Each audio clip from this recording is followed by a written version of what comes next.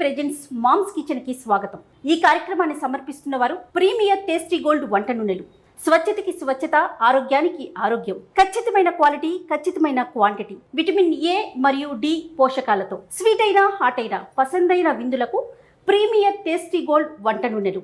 నమస్తే రమ్మగారు. నమస్తే జయ. రమ్మగారు, మనము నవరాత్రుల సందర్భంగా అమ్మవారికి పెట్టే నైవేద్యాల్ని ఒక్కొక్క నైవేద్యం మనం చేసి చూపిస్తున్నాం. మరి ఈరోజు ఏం నైవేద్యం చూపించబోతున్నాం? రవ కేసరి చూపిద్దాం.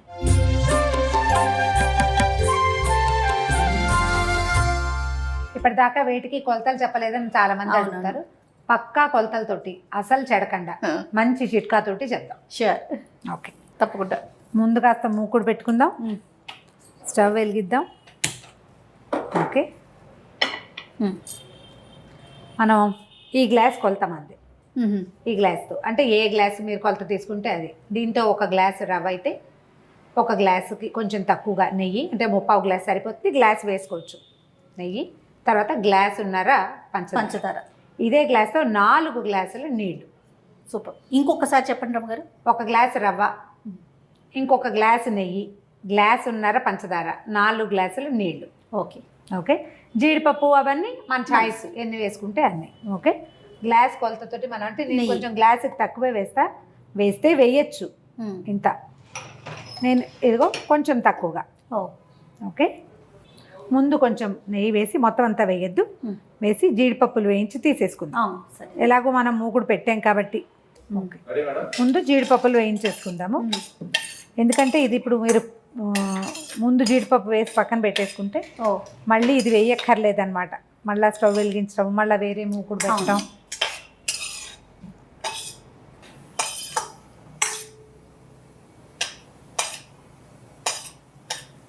జీడిపప్పు వేగిన వాసన వస్తుంది చూస్తుంది. కొంచెం వేగే వరకే, తొందరగా మాడిపోతాయి జీడిపప్పు. ఫుల్ జీడిపప్పులు వేసుకున్నా కూడా బాగానే ఉంటుంది. అవును, ఎవరి అలవాటు ప్రకారం వాళ్ళు. ఓకే, ఇంకా కొంచెం నెయ్యి వేసేసుకుందాము. కొద్దిగా అట్టు పెట్టుకుందాం వెనక్కి. ఇప్పుడు మనం పక్కన తీసి పెట్టినాం కదా, 1 కప్పు రవ్వ గ్లాస్తో కొలిసి ఇందులో పోసుకున్నారు. మీకు ఈజీగా ఉంటుందని అందులో పోసాను అంతే. వేయించేసేయండి బాగా.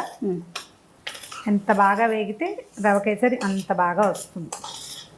దీనికి ఏం చేయాలంటే మనం దీంతో పాటుగా మనం నీళ్లు కొలిచి పెట్టుకుంటాం కదా, 1కి 4 అవి కాగబెట్టేసుకోవాలి. వేడి నీళ్లు పోస్తే ఏమవుతుందంటే మనకి రవ్వ ఉండలు గచ్చకాయలు కాకుండా లంప్స్ ఫామ్ అయితే మళ్ళీ ఆ లంప్ని నలుపుతూ ఉండాలి. నలపాలి, వాటి అన్నిటిని పోగొట్టాలి కదా. మనం ఇది వేగేసరికి అవి కాగొస్తాయి. అసలు ముందు కూడా పెట్టేసుకోవచ్చు. జీడిపప్పు వేయించడానికి ముందే నీళ్లు పెట్టుకుంటే మరిగిపోతాయి. ఆ మరిగిన నీళ్లు పోస్తే క్షణంలో మనకి రవ కేసరి తయారైపోతుంది. తర్వాత మోరోవర్ ఏంటంటే ఇందులో లంప్స్ రావడాలు అవి ఉండవు. నేను ఉప్మా కూడా అంతే చేయ. ఉప్మా కూడా వేడి నీళ్ళు పెట్టుకుంటాను నేను. అదే ఉప్మా తెల్ల రవ్వ మామూలు రవ్వైనా దానికైనా కూడా, గోధుమ రవ్వ కూడా తొందరగా అవుతుంది. రెండోది ఏంటంటే ఈ ఉండలు అవ్వకుండా ఉంటుంది అనమాట. ఆ ఉండలు అవి నలపటము ఆ బాధ ఉండదు. మన చూడు ఇట్లా ముద్దగా కనిపిస్తుంది కదా రవ్వ. మళ్ళీ చక్కగా ఉడికాక కూడా ఇదే రవ్వ పోళ్ళంగా ఉంటుంది, చూడడానికి బాగుంటుంది, వస్తువు బాగుంటుంది అన్నమాట. ఫుడ్ కలర్ వేసుకుంటారు జనరల్గా. అవునండి. అయితే నేను ఫుడ్ కలర్ ప్రిఫర్ చేయ. ఎందుకో సంభవం అంటే ఆరోగ్యమా ఫుడ్ గ్రేడే కదా అని అనిపిస్తుంది, కానీ చాలా తక్కువ. నాకు ఎల్లోగా రెడ్గా అలా ఉంటే ఇష్టం ఉండదు. అందుకని నేనేం చేస్తానంటే కుంకుమ పువ్వుని పాలల్లో నానబెట్టి పెడతాను. ఈ పక్కన పెట్టండి. అవునండి, కుంకుమ పువ్వు మనం ఖరీదు ఎక్కువ కదా, కొద్దిగా కొనుక్కున్నా కూడా అది చాలా రోజులు వస్తుంది. కొంచెం నలకంత వేసుకుంటాం, ఇలాంటి వాటి అప్పుడే కదా. ఇప్పుడు ఫుడ్ గ్రేడ్ కలర్ కొంటాము, ఇంత డబ్బా కొన్నాం అనుకో, ఎన్నిసార్లు వేస్తాం మనం? దానికి వేసేది కూడా ఒక చిటికెడు. అది నిలవ పెట్టాలి. మళ్ళీ ఇంకో నెల పోయాక మనం రవ కేసరి చేస్తే నెలకు ఒక్కసారి వాడే వస్తువు అది 2 ఏళ్ళు 3 ఏళ్ళు ఉంటుంది, పాత పడిపోతుంది. ఏమిటో ఇష్టం అయినా కూడా ఎందుకు కలర్ అనేసరికి అది మంచిది కాదేమో అలాంటి ఆలోచన వచ్చేస్తుంది. కొద్దిగా నాకు ఇష్టం, నేను వాడిని. అంటే బయట తినకుండా ఉండడం, ఏదో ప్రసాదం అనేది పెడతారు అనుకో, తినేస్తాం. కానీ ఇంట్లో చేసుకునే వరకైనా అవాయిడ్ చేసుకుంటే బెటర్ కదా. అదే అందంగా కనపడుతుంది, ఎల్లోగా. అవునవును, దాని మొహం అందంగా ఉంటుంది కాబట్టి మనకు అట్లా ఆసక్తి. ఎవరి ఇంట్రెస్ట్ వాళ్ళది. నాకు బేసిక్గా కలర్ ఇంట్రెస్ట్ తక్కువ. మా కజిన్ సిస్టర్ ఒక ఆవిడ బీట్రూట్ రసం వేస్తారు, బాగుంటుంది, పింక్గా వస్తుందని చెప్పారు. నేను ట్రై చేయలేదు ఎప్పుడు. కాదనమ్మ గారు, ఇది గోల్డ్ షేడ్ వచ్చే వరకు వేయించుకోవాలి. కొంచెం ముదురు రంగు వచ్చేదాకా వేపుకుంటే వాసన బాగుండాలి. అప్పుడు మనకి ఇది విరిబడి వస్తుంది అనమాట. ఇది పెద్ద పాత్ర ఎందుకు పెట్టుకున్నాం అంటే నీళ్ళు పోసుకోవడానికి వీలుగా. చిన్న గ్లాస్ దానికి ఇంత మూకుడు అక్కర్లేదు. మనం మొత్తం అంతా ఇంట్లో చేస్తాం కదా, మళ్ళీ పంచదార వేస్తాము. అవును. ఒకవేళ మనం మామూలు రోజుల్లో చేసుకున్నాం అనుకో, ఇది అంటే మెయిన్ ఐటెంగా చేసుకోం కదా. అవునండి. అప్పుడు కూడా ఈ గ్లాస్ నెయ్యి వేయకపోయినా హాఫ్ గ్లాస్ నెయ్యి వేసుకున్నా కూడా బాగానే ఉంటుంది. ఎక్కువ నెయ్యిగా ఇష్టం లేకపోయినా అదేలేండి, కొంచెం తక్కువ నెయ్యి తగ్గించుకోవచ్చు. ప్రసాదంగా చేసేటప్పుడు మనం కొంచెం ధారాళంగా వేస్తే ఎక్కువ టేస్టీగా ఉంటుంది. తలా ఒక స్పూనే అంతే కదా. నీళ్ళు కూడా కాగుతున్నాయి రమ్మగారు. సిమ్లో పెడతాం. ఇది వచ్చేసరికి సరిపోతుంది. చూడు చేయాలి, వేగిపోయింది చూస్తావా? అవునండి. నీళ్ళు పోసేద్దాం. నీళ్ళ స్టవ్ ఆపేసి దీంట్లో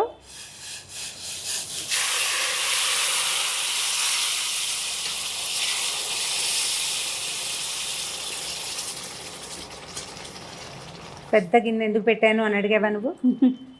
కరెక్ట్గా సరిపోతుంది, అంటే చక్కగా ఉడకటానికి చక్కగా ఉంటుంది. అంటే మనం నీళ్ళు పోసేటప్పుడు కొంచెం చికాకు లేకుండా చుట్టూతా పడిపోకుండా నెయ్యిలో వేయించామా అదంతా స్పిల్ అయిపోతుంది. ఈ గిన్నెతో ఇంకా మనకు పని లేదు.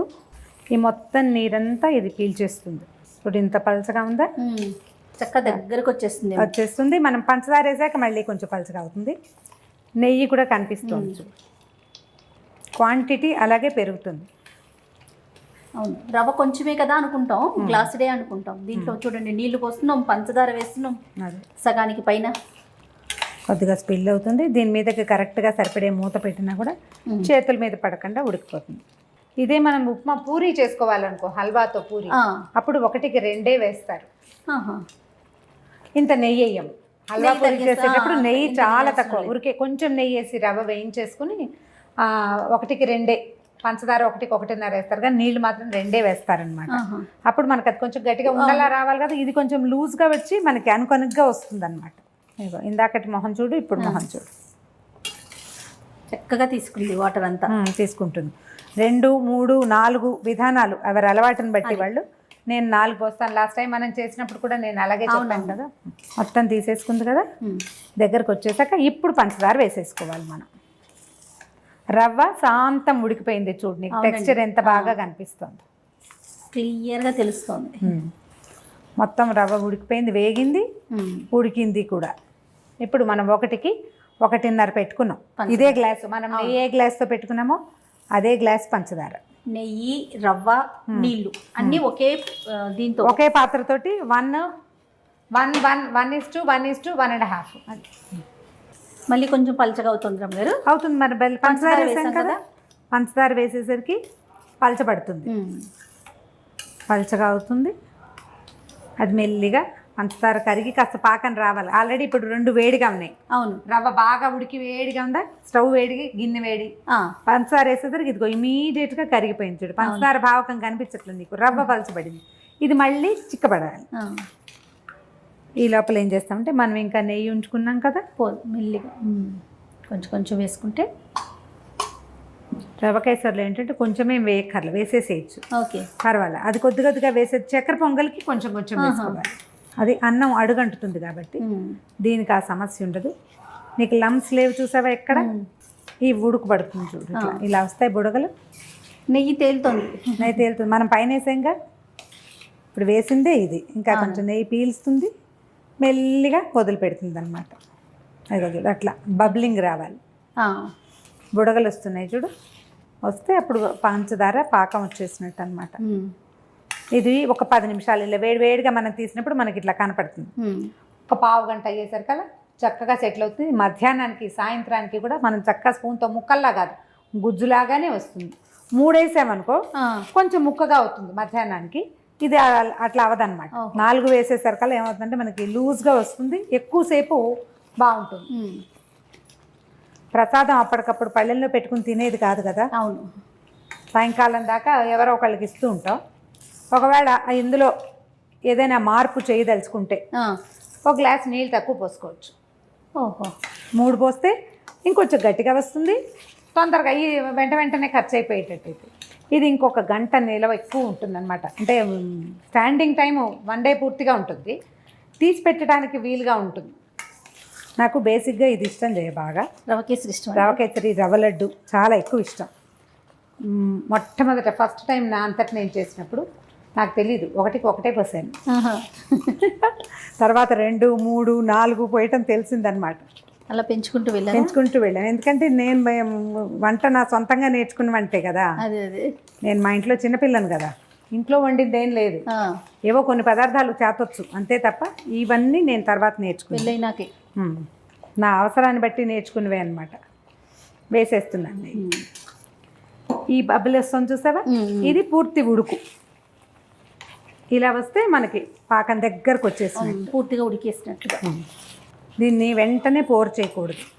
ఒక 5 నిమిషాలు టైం ఇచ్చి అప్పుడు మనం వేరే పాత్రలోకి మార్చుకోవాలి. వేడికి చక్కగా సెటిల్ అయ్యి నెయ్యి అంతా బాగా ఇదై వస్తుంది బయటికి. అంచులకి అంటుకోకుండా వచ్చేస్తుంది. మనకి నెయ్యి బయటకు వచ్చేసరికి ఇంకా ఉడుకు ఉంది కాబట్టి అంటుకుంటాం. అది అయిపోతే వచ్చేస్తుంది. ఇది చూడు, హోల్స్ లాగా వచ్చి నెయ్యి పైకి వస్తుంది చూసావా, అది వచ్చాక ఆపేసుకోవచ్చు. మొదట బుడగలు వస్తున్నాయా, ఇప్పుడు బుడగల నుంచి నెయ్యి చూడు ఎట్లా పైకి వస్తుంది. ఇంకొక నిమిషం ఉంచి తీసేసేయచ్చు. మనం ఏం చేద్దామంటే ఈ లోపల మన జీడిపప్పుని ఎత్తి దీని మీద వేసేద్దాం. మెల్లిగా సెటిల్ అవుతాయి అవే. తర్వాత ఏమో ఇలాచి పొడి పెట్టాం. మన దగ్గర మనం ఏం చేసాము, కుంకుమ పువ్వుని పాలల్లో వేసి పెట్టాం కదా. ఒకవేళ కుంకుమ పువ్వు లేదనుకున్నా ఏం పర్వాలేదు, తెల్లగా ఉంటుంది, మంచిదే. ఒకవేళ మీకు రంగే కావాలనుకుంటే ఫుడ్ కలరు ఎవరి చాయిస్ ప్రకారం వాళ్ళు చేయొచ్చు. మీకు ఇంకో టిప్ నేనేం చెప్పానంటే, బీట్రూట్ జ్యూస్ ఒక 2 స్పూన్ల జ్యూస్ తీసి చిక్కటిది అంటే కోరేసి దాన్ని పిండేసామనుకో కరెక్ట్గా జ్యూస్ వస్తుందా, ఆ జ్యూస్ వేసుకోవచ్చు. పింక్ షేడ్లో వస్తుందట, హెల్దీయే కదా, అంతే, న్యాచురల్ థింగ్ కదా, కలర్స్ కన్నా మంచిదే కదండి. ఆపేద్దాం స్టవ్. అయిపోయింది చూడు, మన నెయ్యి అంతా వచ్చేసింది పైకి. స్టవ్ ఆపేసాము. ఇప్పుడు ఇలా చేస్తారా, ఏలకుల పొడి మామూలుగా తొక్కుతో సహా వేయొద్దమ్మా, ఎందుకంటే ఇది ప్రసాదం కదా. నా నియమాన్ని నేను చెప్తున్నాను, ప్రసాదంగా తిన్నటువంటి పదార్థంలో నుంచి ఉమ్మేయకూడదు. మనం ఇప్పుడు ఏలక తొక్కలు అందరూ ఎంగేయరు, ఉమ్మేస్తారు, అలా చెయ్యొద్దు. ఓకే, అయిపోయింది, ఆపేసాం కదా. ఇప్పుడు పాలల్లో కలిపిన కుంకుమ పువ్వు వేసేద్దాం. ఈ స్టాండ్స్ కూడా వేసేయచ్చు. ఇంకా కాసేపటికి ఇంకా కొంచెం కలర్ వస్తుంది, చిన్న ఎల్లో కలర్ వచ్చింది చూడండి. ఆ కుంకుమ పువ్వు రేఖలు కనపడుతూ ఉంటే అందంగా ఉంటుంది. అమ్మవారికి కుంకుమ పువ్వు వేసిన నివేదన ఇష్టమని చెప్తారు, చాలా దేవాలయాల్లో వేస్తారు కూడా. కాబట్టి వేయండి ఒకవేళ కుదిరితే కనుక. కొంచెం ఖరీదు ఎక్కువ, కాస్త జాగ్రత్తగా వాడుకుంటే సరిపోతుంది. కలర్ మారిపోయింది చూడు, మనం ఇంచుమించుగా ఫుడ్ కలర్ వేసిన సౌందర్యమే వచ్చేసింది దీనికి. రమ్మగారు బౌల్లో పెట్టుకుందామా అమ్మవారికి? అయిపోయింది కదా, పెట్టేద్దాం. చూడు, నేను కావాల్సిన బ్యూటిఫుల్ ఎల్లో కలర్ వచ్చింది చూసావా, చక్కగా బంగారు వర్ణం అంటారు చూస్తుంది, అట్లా వచ్చింది.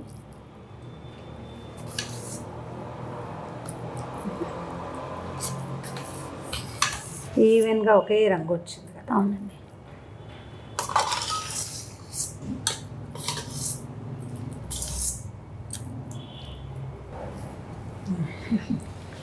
ఇదిగో ఈ రవ కేసరి రెడీ.